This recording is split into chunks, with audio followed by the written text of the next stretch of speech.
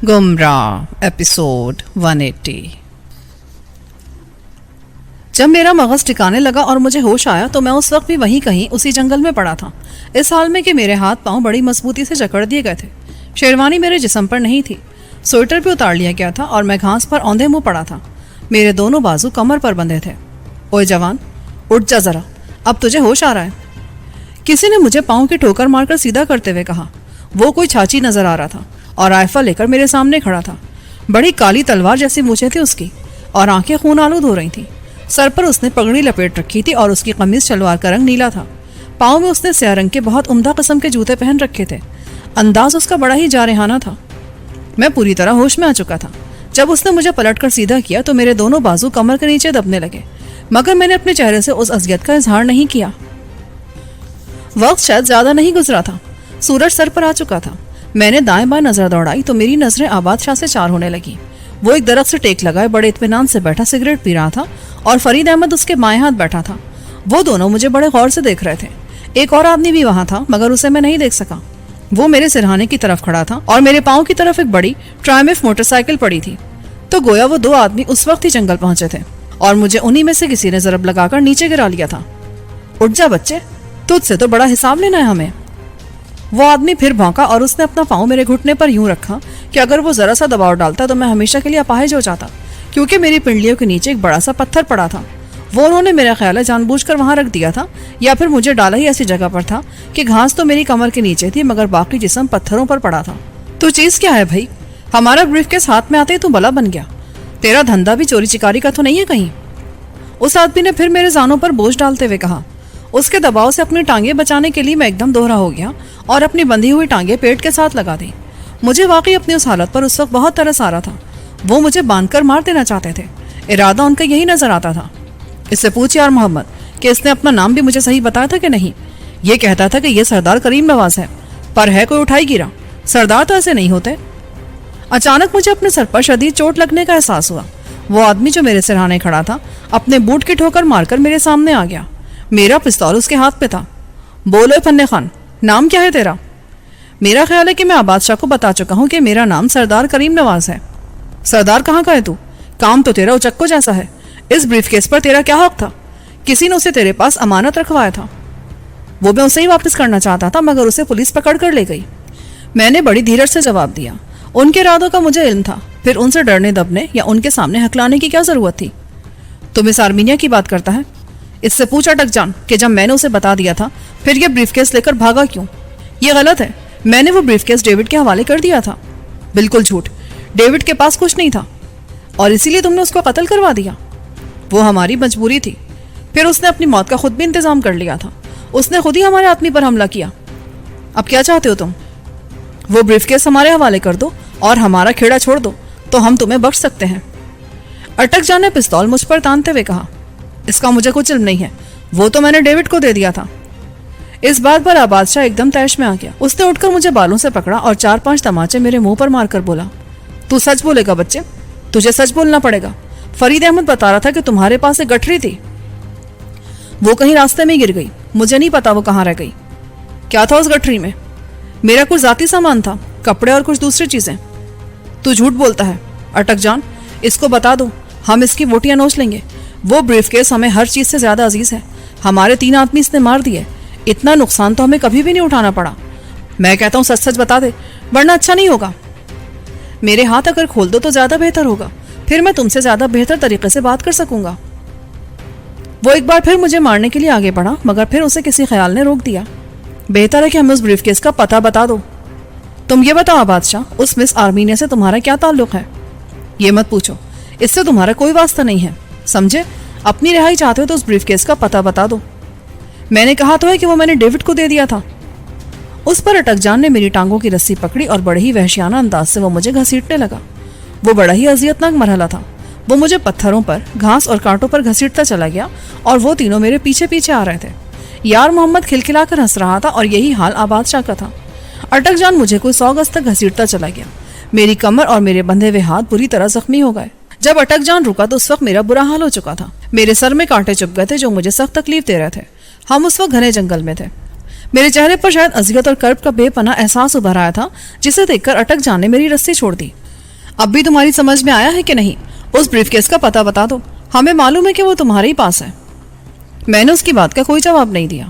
عباس شاہ میرے قریب آ کر بولا، سردار جی بریف کیس کا پتہ بتا دو، کیوں اپنی جان کے دشمن بنے ہو؟ اسے ہمارے حوالے کرو اور آرام سے گھر چلے جاؤ، ورنہ یاد رکھو ہم تمہارے گھر والوں کو بھی اٹھا لیں گے۔ ہاں، تمہارے بارے میں معلومات حاصل کر لینا کچھ مشکل نہیں ہے۔ یہ تمہارا وہم ہے عباس شاہ، تم ایسا کبھی نہیں کر سکو گے۔ میں سارے رشتے ناتے توڑ چکا ہوں، کچھ حاصل نہیں ہوگا تمہیں۔ بہتر ہے کہ مجھے میرے حال پر چھوڑ دو۔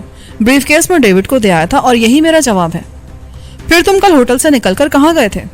میں اپنے ایک دوست کے پاس چلا گیا تھا۔ تم رات ویگنوں کے اڈے پر کیسے پہنچے اور ہوٹل میں کیوں رہے؟ میں دوست کے گھر نہیں ٹھہرا، وہی مجھے رات کو ہوٹل پہنچا گیا تھا۔ اچھا، تم رات عشاء کے قریب ڈیوڈ کے گھر گئے تھے؟ ہاں، میں گیا تھا۔ وہاں ڈیوڈ اور اس کی ماں مرے پڑے تھے۔ ڈیوڈ کو قتل کر دیا گیا اور اس کی ماں بیماری سے مر گئی۔ اور پھر تم وہاں سے خالی ہاتھ نکل آئے؟ میں بریف کیس تلاش کرتا رہا مگر وہ مجھے ملا نہیں۔ اچھا، اور یہ گٹھری جو تمہارے پاس تھی اس کو تم نے کہاں پھینکا؟ وہ کہیں راستے میں گر گئی تھی۔ تم نے تو مجھے پاگل کر رکھا تھا، میں کرتا بھی تو کیا؟ میری کمر میں بھی کئی کانٹے چبھے تھے، ہاتھ اور پیٹھ بری طرح چھل گئے تھے، مگر ان کا کوئی علاج میرے پاس نہیں تھا۔ تو بہت ڈھیٹ آدمی ہے استاد، مگر ہم تیرا لٹو گھما دیں گے، تو سمجھتا کیا آخر خود کو؟ یہ کہہ کر عباس شاہ وہاں سے اٹھا اور لمبے لمبے ڈگ بھرتا گاڑی کی طرف چل دیا۔ جب وہ واپس آیا تو اس کے ہاتھ میں لمبا سا رسا تھا۔ یہ لو اٹک جان، اسے درخت پر باندھ کر اس کا لٹو گھماؤ، پھر یہ خود ہی بولے گا۔ ایسا ذلیل آدمی میں نے آج تک نہیں دیکھا۔ اٹک جان نے وہ رسا عباس شاہ سے لے لیا۔ کچھ ہی دیر بعد اٹک جان نے وہ رسا ایک درخت کے ساتھ باندھ دیا۔ پھر یار محمد اور عباس شاہ نے مجھے دونوں ہاتھوں سے اٹھایا اور اس رسے کے ساتھ الٹا لٹکا دیا، اس طرح کہ میرے دونوں پاؤں انہوں نے رسے میں جکڑ دیے۔ وہاں پہلی رسی بھی موجود تھی، وہ بھی انہوں نے وہیں رہنے دی۔ جب وہ مجھے الٹا لٹکا چکے تو عباس شاہ بولا، اب بھی بتا دے بچے، ورنہ تیرا لٹو پوری طرح گھوم جائے گا، تو یہ عذاب سہ نہیں سکے گا۔ اب بھی وقت ہے۔ حالت میری یہ تھی کہ میرے بازو کمر پر بندھے تھے اور میری قمیض سرک کر میرے منہ پر آن پڑی تھی۔ وہ مجھے واقعی مار دینا چاہتے تھے۔ یار محمد نے مجھ سے کوئی جواب نہ پا کر عباس شاہ کے اشارے پر رسے کو پوری قوت سے گھما دیا۔ اب میں واقعی لٹو کی طرح گھوم رہا تھا۔ ہر شے مجھے اپنے ارد گرد بہوے رقص نظر آئی۔ یہ سلسلہ کوئی 15 منٹ تک جاری رہا، یہاں تک کہ میرے حواس مختل ہونے لگے اور میں خود پر ضبط نہ کر سکنے کی وجہ سے قے کرنے لگا۔ میرے معدے میں جو کچھ تھا وہ میں نے الٹ دیا۔ میری حالت دم بدم بگڑنے لگی تو وہ مجھ سے دور ہٹ گئے اور الگ جا کر اطمینان سے فرید احمد کے پاس بیٹھ گئے۔ کوئی 10 منٹ تک میری یہی حالت رہی۔ بالآخر رسہ ایک جگہ تھم گیا۔ میں ابھی تک الٹا لٹک رہا تھا۔ قیال بتہ رک چکی تھی کہ اچانک میں نے گولی چلنے کی آواز سنی۔ میں نے ان لوگوں پر نظر دوڑائی تو میں نے دیکھا کہ فرید احمد پستول سے ان پر گولیاں چلا رہا تھا۔ پہلی گولی اس نے یار محمد کو ماری تھی۔ بدماشو، میری سواری کو اتنا ذلیل کر دیا تم نے اور میں تمہارا لحاظ کرتا رہا۔ وہ انہیں گندی گالیاں دے رہا تھا۔ دوسری گولی اس نے عباس شاہ پر چلائی۔ اس عرصے میں اٹک جان سنبھل چکا تھا مگر فرید نے اس کو کچھ کرنے کا موقع نہیں دیا، اس پر گولی چلا دی، اس طرح کہ اس کا دایاں بازو بری طرح زخمی ہو گیا۔ عباس شاہ کی کمر میں گولی دھنس گئی تھی اور وہ منہ کے بل زمین پر گر گیا تھا۔ یار محمد کو اس نے پہلے ہی حلے میں شدید زخمی کر دیا تھا، اس کی دونوں رانوں سے خون ابل رہا تھا۔ فرید احمد نے گرے ہوئے اٹک جان کے قریب پڑا پستول اٹھایا اور اسے بائیں ہاتھ میں لے کر بولا، تمہارا لٹو اب میں خود گھماتا ہوں کتو، اب بولو، ایک شریف آدمی کو تم ذلیل کر رہے ہو، اس پر الزام لگاتے ہو، کیا گناہ کیا اس نے تمہارا؟ میری گاڑی الگ تباہ کر دی تم نے، یہ نقصان کون پورا کرے گا؟ تمہارا باپ؟ بولو۔ یہ کہہ کر اس نے پستول کے دستے سے انہیں مزید زخمی کر دیا۔ وہ شاید انہیں بے ہوش کر دینا چاہتا تھا۔ وہ ضرب ان کے سروں پر لگاتا رہا، پتہ نہیں وہ بے ہوش ہوئے بھی کہ نہیں، مگر فرید احمد بہت جلدی میں تھا۔ اس نے فوراً ہی میری طرف رخ کیا اور مجھے اس رستے کی گرفت سے بڑی مشکلوں سے رہائی دلائی۔ دراصل میں زمین سے کئی فٹ اونچا اٹھا ہوا تھا اور رستے تک اس کے ہاتھ نہیں پہنچ رہے تھے۔ اس مشکل کے حل کے لیے وہ پھر اٹک جان کے پاس گیا اور اس کا خنجر لے کر وہ درخت پر جا چڑھا، وہاں سے رسے کو کاٹ دیا۔ میں دھڑام سے نیچے گرا تو اس نے میری رسیاں کھول دی۔ خدا کا شکر کرے صاحب، یہ تو بڑے موذی لوگ ہیں، آپ کہاں ان کے ہتھے چڑھ گئے؟ میں تمہارا کس منہ سے شکریہ ادا کروں فرید احمد، تم نے سب کچھ کیسے کر لیا؟ مجھے بہت غصہ آ رہا تھا صاحب ان کی حرکتیں دیکھ کر، پر بات نہیں بن رہی تھی۔ یہ سب کے سب مسلح تھے۔ ابھی جب یہ میرے پاس آپ کو اوپر لٹکا کر واپس آئے تو میں نے موقع ملتے یار محمد سے اس کا پستول چھین لیا۔ وہ ذرا دیر کے لیے اس سے غافل ہوا تھا۔ نیا سگریٹ سلگانے کے لیے اس نے پستول جیب میں ڈال لیا تو میں نے فوراً ہی کھینچ کر اس پر گولی چلا دی اور بس پھر کام آسان ہو گیا۔ ان کا وہ آدمی جو کنارے پر بے ہوش پڑا ہے وہ بھی ہوش میں آ رہا ہے۔ آپ نے جیسے ندی میں گولی ماری تھی وہ بھی زخمی ہے، مگر اب وہ خوفزدہ ہو کر اندر ہی اندر چلتا ہوا دوسری طرف نکل گیا ہے، میں نے خود دیکھا اسے۔ اچھا، اور وہ جو گاڑی میں پڑا ہے اس کا پتہ نہیں کیا حال ہے، میرا خیال ہے اس کی ہنسلی کے پاس گولی لگی تھی۔ تم نے تو کمال کر دیا فرید احمد, میں تمہارا یہ احسان کبھی نہیں بھول سکوں گا. میں تمہیں نئی گاڑی لے دوں گا اور جو گاڑی تباہ ہو گئی ہے اس کی قیمت دے دوں گا. ہاں تم بالکل بے فکر رہو, ان سب کو گاڑی میں ڈالو, ان کا علاج بہت ضروری ہے. دفع کرے جی, پڑا رہن دن کو دھری, چیل کوے کھا جائیں گے نے, کیا ضرورت ہے ان کے علاج کی؟ نہیں فرید احمد, یہ بہت ضروری ہے. شکر ہے کہ ان میں سے کوئی مرا نہیں. تم ذرا میرے ساتھ لگو. میں نے ان سب کو فرید کی مدد سے کھینچ کھانچ کر گاڑی میں ڈالا. وہ آدمی جو گاڑی میں زخمی ہوا تھا ابھی زندہ تھا, مگر اس کا خون زیادہ بہ نکلا تھا. پھر بھی اس کے بچ جانے کی امید تھی. وہ تعداد میں 6 تھے. ان کو گاڑی میں بٹھا کر میں فرید کے ساتھ دوبارہ ندی کی طرف نکل گیا. تم یہاں ٹھہرو, میں اپنی گٹھری واپس لے آؤں, وہ بہت ضروری ہے. سارا مال اسی میں ہے. کیسا مال؟ آپ کا مطلب ہے کہ وہ بریف کیس آپ کے پاس ہے؟ ہاں, میں تمہیں ابھی واپس آ کر بتاتا ہوں. یہ کہہ کر میں پھر ندی میں کود گیا اور سیدھا ان درختوں کے پاس جا پہنچا جہاں گٹھری میں نے تہ میں اتاری تھی. پہلے ہی غوطے میں مجھے وہ گٹھری مل گئی. چادر میں بندھی ہونے کی وجہ سے اس کا اٹھا لینا کچھ بھی مشکل نہیں تھا. اسے ساتھ لے کر میں پانی کی سطح پر آیا اور درخت کے ساتھ لگ کر میں نے اسے گردن اور شانے پر لٹکا لیا. اب واپسی میں تیرنا زیادہ آسان ہو گیا تھا. جب میں دوبارہ کنارے پر پہنچا تو فرید احمد کنارے سے کوئی 20 قدم دور تھا. جب میں اس کے پاس پہنچا تو اس کی نظریں بدلی ہوئی تھیں. اس نے ایک دم پستول مجھ پر تان لیا اور بڑے یکبستہ لہجے میں بولا, یہ گٹھری ادھر رکھ دو اور مرنے کے لیے تیار ہو جاؤ. تمہاری جان ان سے زیادہ قیمتی نہیں ہے. یہ کہہ کر اس نے بلا سوچے سمجھے مجھ پر گولی چلا دی. پہلی گولی میری ران میں لگی. میں تڑپ کر اچھلا تو گٹھری میرے ہاتھ سے چھوٹ گئی. اس نے دوسری گولی چلائی تو وہ میرے بائیں بازو پر لگی. میں پاگلوں کی طرح ندی کی طرف بھاگا. فرید احمد مجھے قتل کر دینا چاہتا تھا. وہ میری طرف لپکا اور جب اس نے تیسری گولی چلائی تو میں اس وقت تک ندی میں کود چکا تھا. مجھے اپنی جان بچا لینا ناممکن نظر آتا تھا. وہ کنارے پر پہنچ کر رک گیا. میں نے پانی میں کودتے غوطہ لگا دیا اور میں پانی کے اندر ہی اندر دوسری طرف بڑھتا چلا گیا. یہاں تک کہ مجھے سانس لینے میں شدید تکلیف محسوس ہونے لگی تو میں اچھل کر پانی کی سطح پر آ گیا. اس وقت تک میں ندی کے وسط میں پہنچ چکا تھا. فرید احمد نے وہیں کھڑے کھڑے مجھ پر 2 گولیاں چلائیں, مگر میں فوراً ہی غوطہ کھا گیا. جب میں دوسری بار اوپر ابھرا تو اس وقت تک فرید احمد اپنی گاڑی سٹارٹ کر چکا تھا اور میرے دونوں بریف کیس اس کے پاس تھے. میں پاگلوں کی طرح پیچھے لوٹا, مگر ندی کا پارٹ اتنا چوڑا تھا کہ وہ فاصلہ اتنی جلدی طے کر لینا مجھے ناممکن نظر آتا تھا. میرا بازو اور ٹانگ بری طرح زخمی تھے اور مجھے کنارے کی شدید ضرورت محسوس ہو رہی تھی. پھر بھی فرید احمد کو وہاں سے فرار ہوتے دیکھ کر میں صبر نہ کر سکا اور جس قدر جلد ممکن ہو سکا میں ندی عبور کرنے لگا.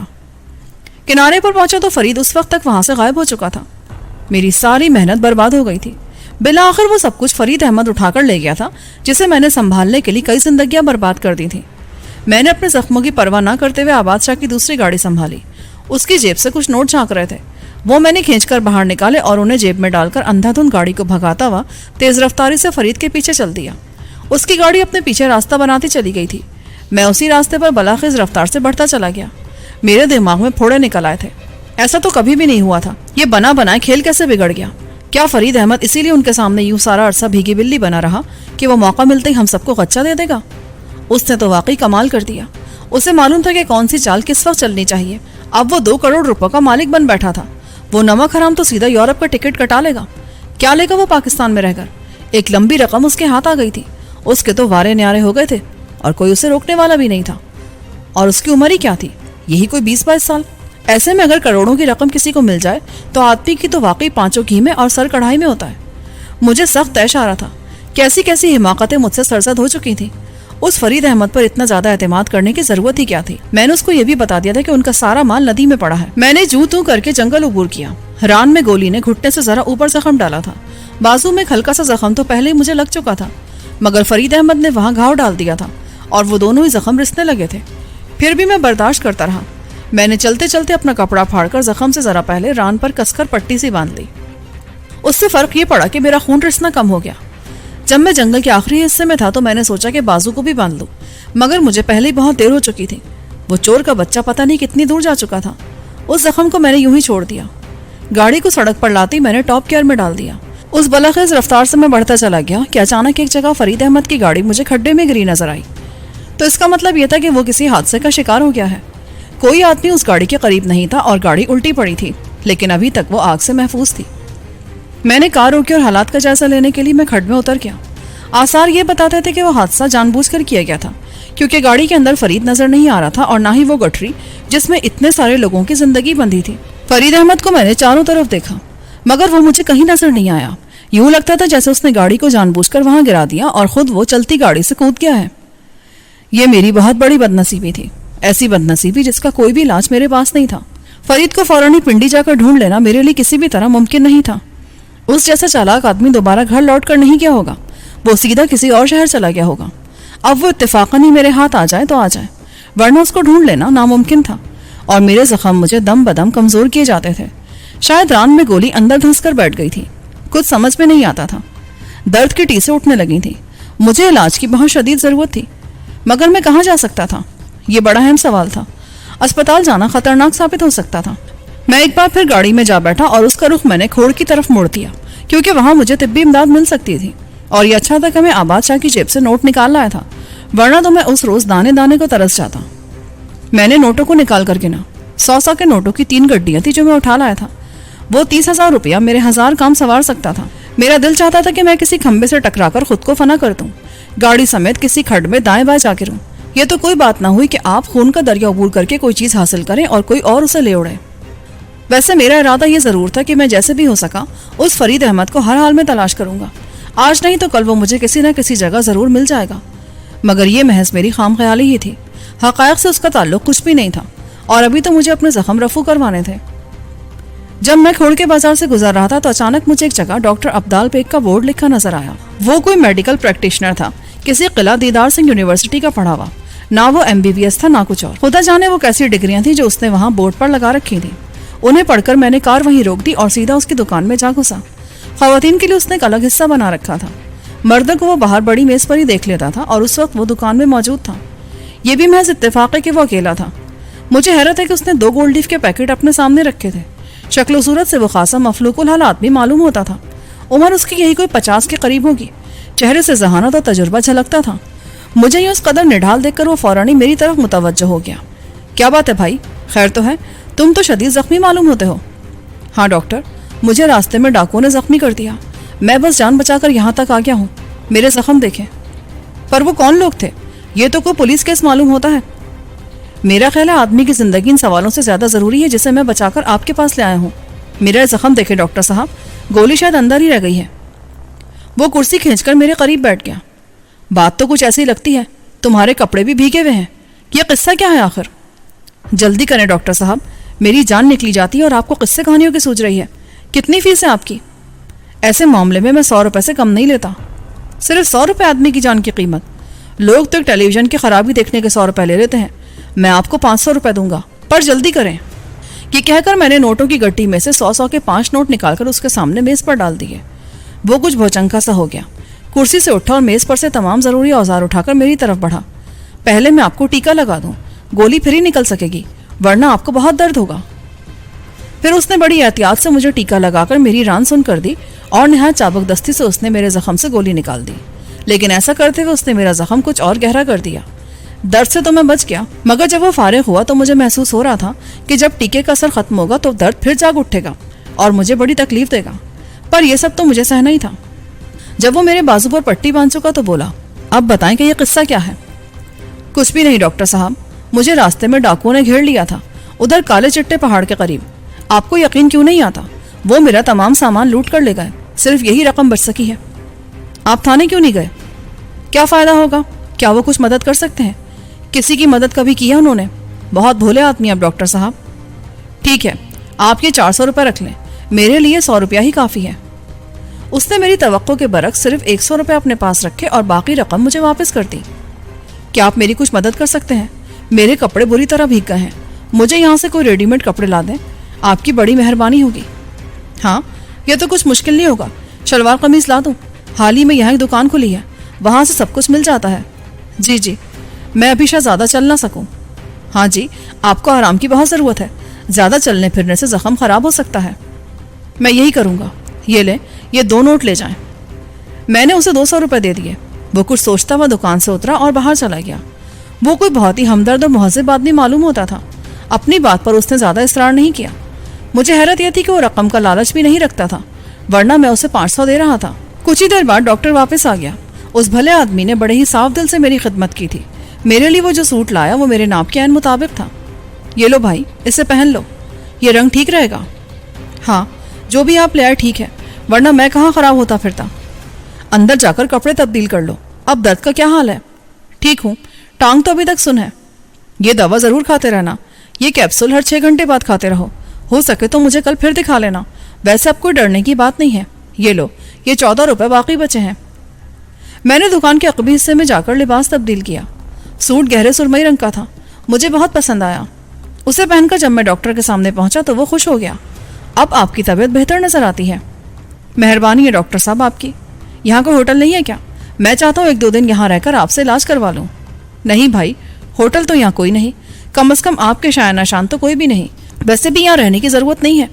ضرورت پڑنے پر آپ شہر سے علاج کروا سکتے ہیں. آپ کا فوری مسئلہ تو میں نے حل کر دیا ہے. آپ جیسا ہمدرد و مخلص آدمی مجھے کبھی نہیں ملے گا. کوئی ایسی صورت بتائیں کہ میں یہاں 3-4 دن رہ سکوں. کیا یہ ممکن نہیں کہ میں آپ کے گھر پر رہ لوں؟ میں بہت پریشان ہوں ڈاکٹر صاحب, میں اس کا معاوضہ دینے کو تیار ہوں. نہیں, یہ نہیں ہو سکتا مسٹر. معاملہ یہ ہے کہ میں آپ کو بالکل نہیں جانتا. مجھے یہ بھی نہیں معلوم کہ آپ کو یہ زخم کیسے آئے ہیں. میں کوئی خطرہ مول نہیں لینا چاہتا. آپ کا علاج ہو گیا, آپ کا لباس بدل گیا, بس یہی بہت کافی ہے. اس سے زیادہ نہیں. نو, یہ نہیں ہو سکتا. I am sorry. اوہ, تو یہ بات تھی, میں سمجھا نہیں تھا. بہرحال آپ کا شکریہ ڈاکٹر صاحب, آپ کی یہ مہربانی مجھے یاد رہے گی. یہ کہہ کر میں ایک ٹانگ پر بوجھ ڈال کر بڑی مشکلوں سے اٹھا اور اپنے بھیگے ہوئے کپڑوں کی گٹھری اٹھا کر کار میں جا بیٹھا. مجھے ڈاکٹر سے کوئی شکایت نہیں تھی. وہ ٹھیک ہی کہہ رہا تھا. وہ مجھے اپنے گھر بھلا کیوں ٹھہراتا؟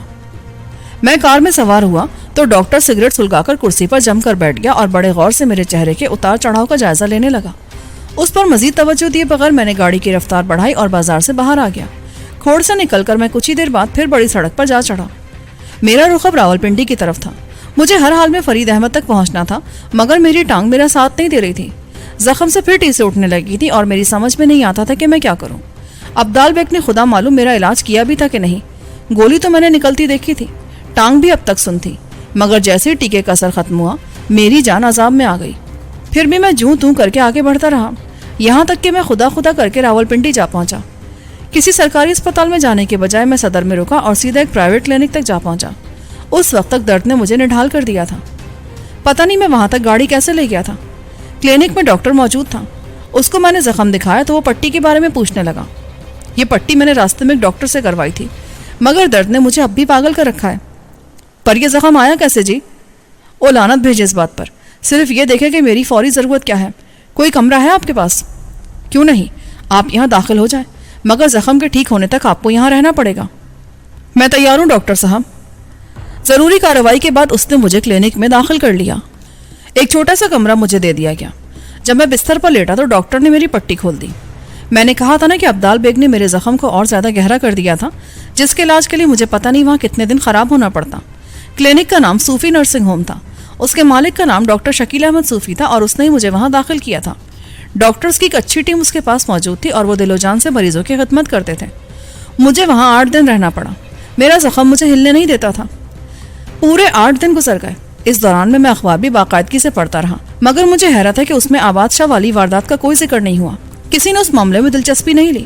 شاید پولیس کو اس کی اطلاع ہی نہیں دی گئی تھی, یا پھر وہ جان بوجھ کر اس کا تذکرہ نہیں کرتے تھے. کوئی بات تھی ضرور, مگر مجھے اس کا علم نہ ہو سکا اور میں بندھے جانور کی طرح وہاں بستر پر لیٹا رہا. ڈاکٹر نے 8ویں دن مجھے وہاں سے جانے کی اجازت دی. جب میں نے حساب کروایا تو معلوم ہے کہ ان کا بل 11,500 روپے بن گیا تھا. شکر ہے کہ وہ رقم میرے پاس موجود تھی, ورنہ تو میں کچھ بھی نہیں کر سکتا. وہ بڑا مہنگا کلینک تھا, لیکن اتنا ضرور ہے کہ وہاں ان 8 دنوں کے دوران کوئی موت واقع نہیں ہوئی, اور یہ اچھی بات تھی. مریضوں کا وہ بہت زیادہ خیال رکھتے تھے اور یہی ان کی خوبی تھی. پیسے تو وہ خوب کماتے تھے, مگر علاج بھی ٹھیک ہی کرتے تھے. 8 بڑے ہی قیمتی دن ضائع ہو گئے. اس دوران باہر خدا معلوم کیسے کیسے واقعات پیش آ چکے تھے. مجھے ایک بار پھر فرید احمد کا تعاقب کرنا تھا, مگر ان 8 دنوں کا نقصان میں کیسے پورا کر سکتا تھا. پھر بھی ایک امید تھی کہ فرید احمد سے شاید میری ملاقات ہو جائے. اس نے پتہ نہیں اس رقم کو کہاں کہاں استعمال کیا ہوگا اور ان ڈالرز کو اس نے کہاں پھینکا ہوگا. وہ ہیروئن بھی اس کے بہت کام آ سکتی تھی. چند لوگوں کو شدید زخمی کر کے اس نے جس طرح میدان مار لیا, وہ ساری باتیں برابر میرے ذہن میں کھلبلی مچاتی رہیں. میں ایک لمحے کے لیے اسے فراموش نہیں کر سکا تھا. کلینک سے نکلتے ہی میں بازار جا پہنچا اور اپنے لیے میں نے کچھ جوڑے کپڑوں کے خرید لیے. میرے بوٹ بھی اس افراتفری میں بے رنگ ہو چکے تھے, وہ بھی میں نے بدل لیے اور نئی وضاقتہ اوڑھ کر میں فرید احمد کی تلاش میں چل نکلا. مگر اس طرح کے آباد شاہ کی کار میں نے ایک بار پھر صوفی نرسنگ ہوم کے احاطے میں لے جا کر بند کر دی. وہاں اور بھی کئی کاریں صبح شام کھڑی رہتی تھیں. چوکیدار کو میں نے تاکید کر دی کہ وہ میری کار پر نگاہ رکھے. 20 روپے میں نے اسے انعام کے طور پر دے دیے. اس طرف سے مطمئن ہو کر میں سیدھا ٹیکسی اسٹینڈ تک جا پہنچا. کسی ڈرائیور کو تلاش کرنا کچھ زیادہ مشکل کام نہیں ہوتا. 3-4 ड्राइवर उस वक्त एक आरजी से चाय खाने की बेंच पर बैठे थे। मैं भी उनके पास जा बैठा। भाई, मुझे एक ड्राइवर फरीद अहमद से मिलना है, उससे मुलाकात कहाँ हो सकती है? मैंने उनसे मुखातिब होते हुए कहा, लड़के, एक चाय मुझे भी दे देना। फरीद अहमद? वो जो जवान सा लड़का है, हल्की हल्की मूछें उसकी? हाँ वही। एक काम था मुझे उससे, मैं आज ही लाहौर से आया हूँ। कहता था वो किस अड्डे पर मिल जाएगा। क्या काम है आपको उससे? दरअसल वो मुझे एक डाटसन कार के बारे में बता रहा था, मैं उसे खरीदना चाहता हूँ। कहता था सस्ती दिला दूंगा।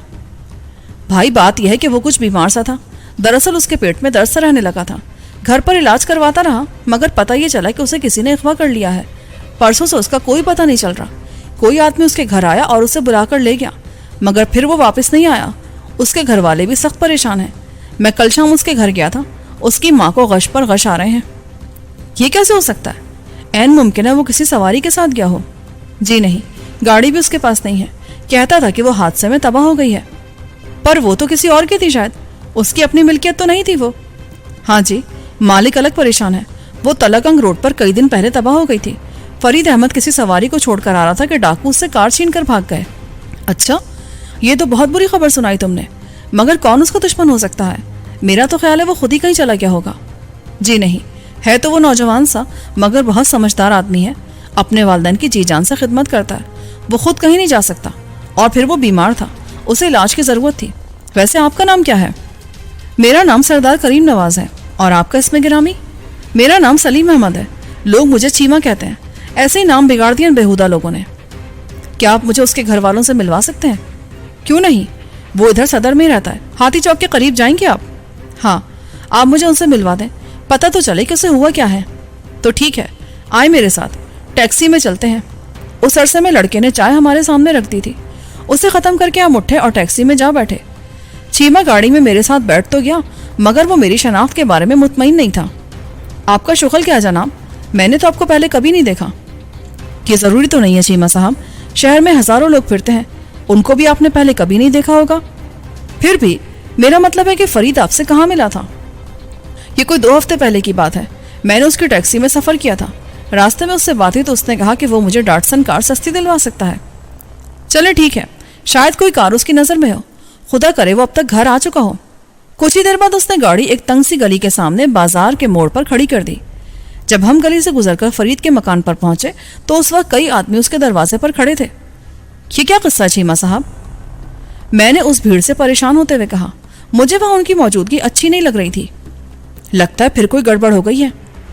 ये कहते हुए चीमा भीड़ के अंदर घुस गया। क्या बात है, खैर तो है? ये लोग यहाँ क्या कर रहे हैं? उसने एक आदमी से पूछा। ओ जी चीमा साहब, इधर तो खैरदीन का घर ही उजड़ गया है। दरवाजे खुले पड़े हैं, हर शय उल्टी पड़ी है, और ना खैरदीन अंदर है, ना उसकी बीवी, ना बेटी। ये कैसे हो सकता है? चीमा मुझे अपने पीछे आने का इशारा करते हुए बोला। ओ जी, ये हो गया है, और अंदर कोई भी नहीं है। किसी को भी नहीं पता कि वो लोग कहाँ गए। वो खुद जाते तो घर को यूँ खुला छोड़कर कैसे जाते? पहले उसका बेटा अगवा हुआ और अब बाकी सारा टब्बर भी अगवा हो गया। उस आदमी ने बहुत ही बुरी खबर सुनाई। मेरे तस्वुर में फरीद अहमद कोई बड़ी ही खुशहाल जिंदगी गुजारता नजर आता था, मगर उसके अगवा ने मुझे परेशान कर दिया। अब उसका पूरा खानदान घर से गायब था, जिसका मतलब यह था कि आबाद शाह को नई जिंदगी मिल गई थी। उसने फरीद अहमद के पीछे अपने आदमी लगा दिए थे। किसी जगह वो ड्राइवर उनकी कैद में था, मगर उसने एतराफ़ नहीं किया होगा। उसने उनको ये नहीं बताया होगा कि रुपया उसने कहाँ रखा है। वो तो घर में पेट के दर्द का बहाना बनाकर बैठ गया था। ढेर सारी दवाएं उसने मंगवा ली होंगी, मगर आबाद शाह उस पर गालिब आने के बावजूद उस रकम तक नहीं पहुंच सका होगा, और अब उसने फरीद को मुकम्मल तौर पर बेबस करने के लिए उसके खानदान को अगवा कर लिया था। मैं चीमा साहब के साथ उसके मकान में दाखिल हो गया। 2-4 आदमी और भी हमारे साथ थे। वो ठीक कहते थे, घर की हर शय औंधी पड़ी थी। मालूम ये होता था जैसे वो हर जगह किसी चीज़ को तलाश करते रहे हों, मगर मतलूबा शय उन्हें नहीं मिल सकी थी। कुर्सियाँ, मेज़, पलंग, अलमारियाँ, हर शय औंधी पड़ी थी। यूं लगता था जैसे वो कोई भूतों का घर हो। ऊपर नीचे 5 कमरे बने थे। पुरानी तर्ज का मकान था। चीमा उस वक्त दूसरे लोगों से कोई बात कर रहा था कि मैं उसको बगैर बताए बाहर आ गया। सूरत हाल बहुत ही परेशान कुन हो गई थी। मुझे आबाद शाह को तलाश करना होगा ताकि मेरी रकम तो मुझे वापस मिल सके। उसे छोड़कर मैं कंदियार नहीं जा सकता था। उसके लिए तो मैंने इतने पापड़ बेले थे, मैं कैसे अपनी हार तस्लीम कर लेता। अभी मैं गली में निकला ही था कि चीमा साहब मेरे पीछे लपके चले आए। सरदार साहब, उसने मुझे आवाज़ दी। मैं रुका तो वो भागकर मेरे पास पहुंचा। आप भूल ही गए कि मैं भी आपके साथ आया था। मैं तो परेशान होकर बाहर निकल आया, کسی کو پتہ ہی نہیں ہے وہاں کہ ہوا کیا ہے. ان لوگوں کو کس نے اغوا کر لیا؟ کوئی کچھ بتاتا بھی ہے کہ نہیں؟ جناب لوگوں کو کیا معلوم ہو سکتا ہے؟ واردات تو کہیں آدھی رات کو ہوئی ہوگی. پتہ نہیں وہ کتنے آدمی تھے، کیسے انہیں مجبور کر کے لے گئے. ویسے جمال صاحب نے پولیس کو اطلاع دے دی ہے، وہ آ ہی رہے ہوں گے. چلے اچھا ہے، پولیس خود ہی دیکھ لے گی کہ معاملہ کیا ہے. ویسے ان لوگوں کی کسی کے ساتھ دشمنی ضرور ہوگی. دشمنی کے بغیر کوئی یہ کام بھلا کیسے کر سکتا ہے؟ مگر جہاں تک مجھے یاد پڑتا ہے فرید ایسا آدمی نہیں تھا. وہ بیچارہ تو بہت ہی بھلا لوگ ہے، نہ کسی کے لینے میں نہ دینے میں، ہر ایک سے صاحب سلامت، ہر ایک سے جی حضوری. اب کیا ارادے ہیں آپ کے؟ بس جی میں تو اب اڈے پر چلوں گا. آپ کہاں جا رہے ہیں؟